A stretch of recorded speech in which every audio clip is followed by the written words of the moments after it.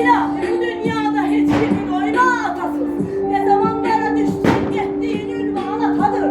Olabilsin ki biraz da himlidir hasiyeti. İçinde gizlenipti sevgi mehriban atadır.